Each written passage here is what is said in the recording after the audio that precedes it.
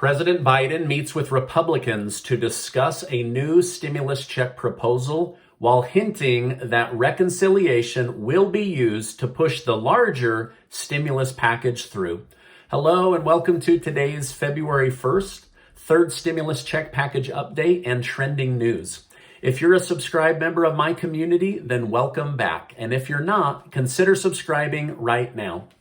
Okay, in a past video, people in my community were saying, hey, Stephen, what's the Nesquik can all about? That is actually my very first piggy bank from when I was just a kid. My mom found it and brought it over, and now I just can't get rid of it for sentimental reasons. So anyway, that's my first piggy bank from when I was like 7 or 8 years old. All right, now tonight at midnight, the $2,000 money giveaway my wife and I have been doing will end. The 5 families getting $400, they will be randomly selected, and the email that was used to enter the contest will be the email used to alert the winners.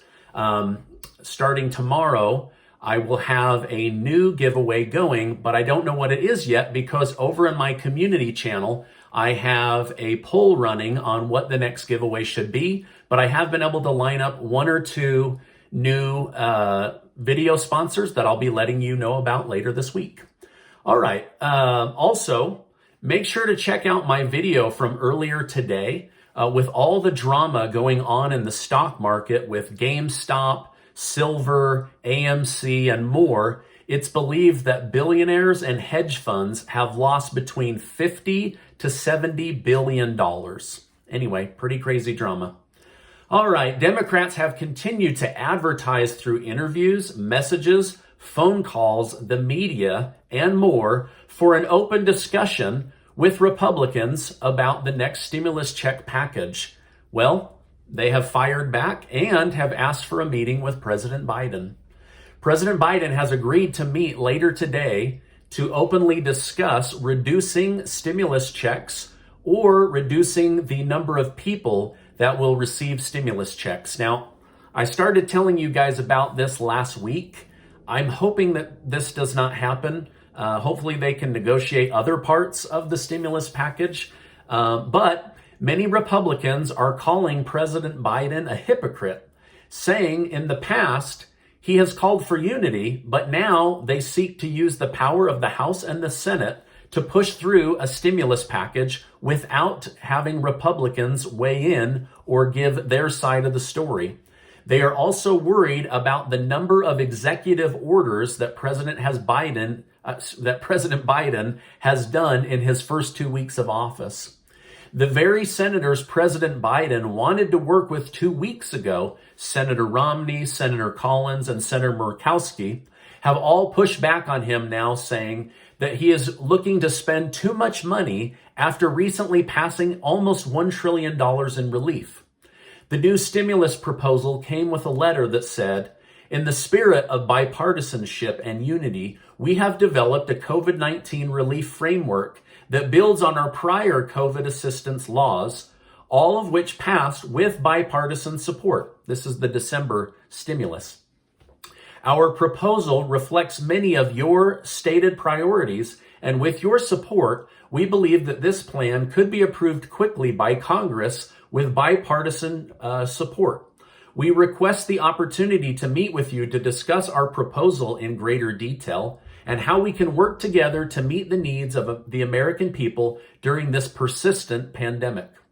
So here is what's in the new stimulus package proposal. Let me just say that President Biden plans for his proposal is still just that. It is a proposal, and this is now a competing proposal. Neither one are in writing. Neither one have been voted on. Anyway, I'm just hoping that this whole crap does not take another 9 months to get things done for the American people. So, okay, so here's what's in it.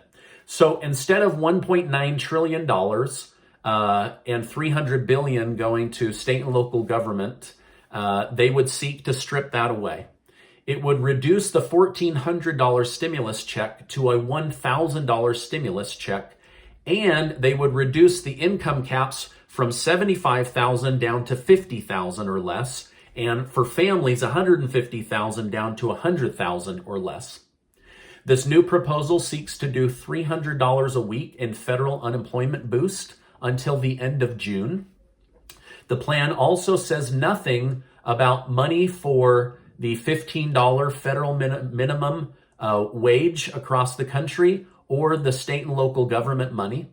It also says that there isn't really a need for another $25 billion for rent assistance, as the previous $25 billion has not even been put into the economy. Lastly, the letter finished by saying, our proposal also includes economic relief for those Americans with the greatest need, providing more targeted assistance than in the administration's plan. Just last month, Congress provided $900 billion in additional resources, and communities are now receiving much of that assistance.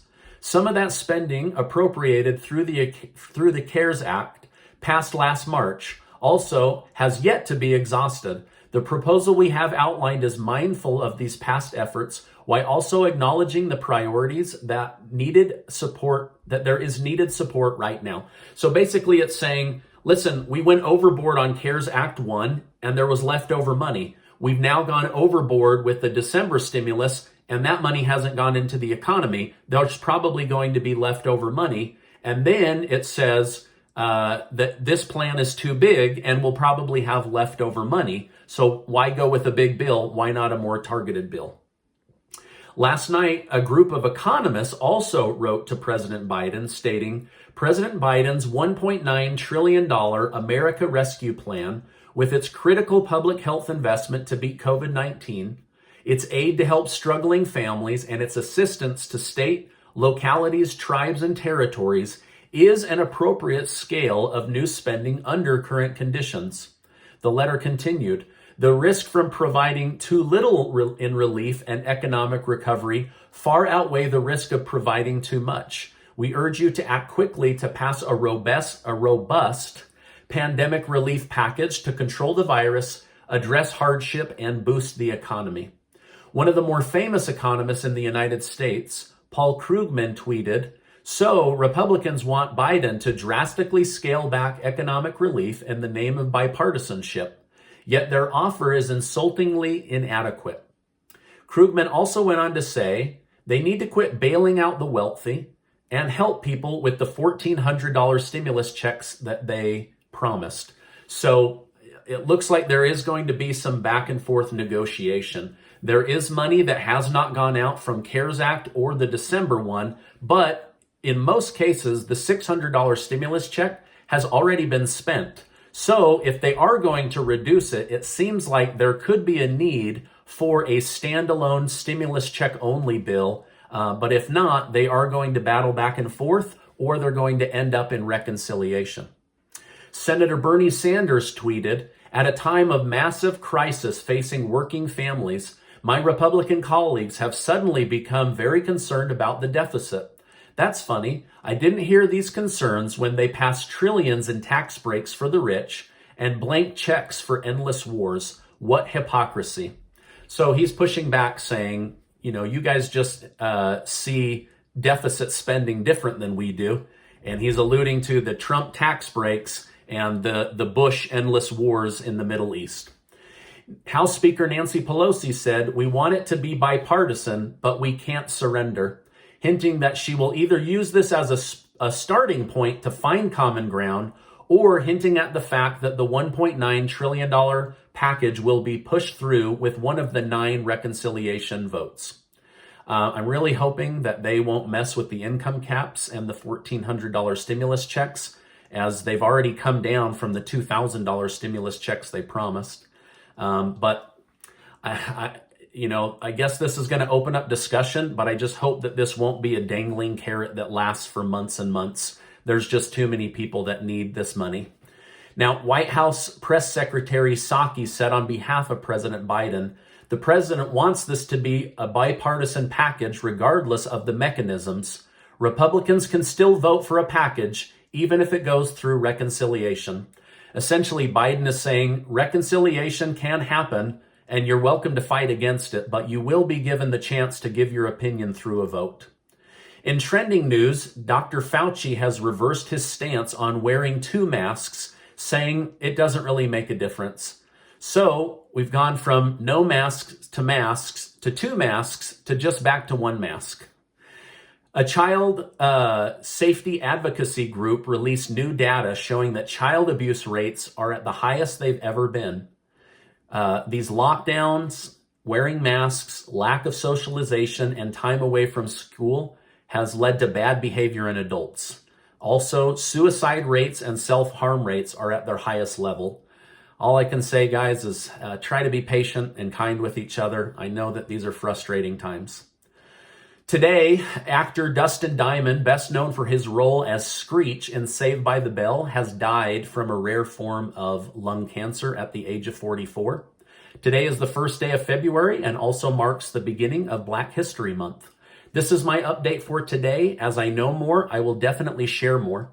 Now, before you go, just remember that tonight at midnight, the $2,000 giveaway ends. Those 5 families will receive $400. And then once I know which direction the community wants to go and I lock in those video sponsors, I will definitely launch another giveaway. It's my wife and I's way of trying to help the community. So anyway, thank you so much for watching these videos, subscribing, and giving them the thumbs up. As I let you go, I just wish to remind you that you are amazing. I appreciate you being in my community, and I'll see you on the next video.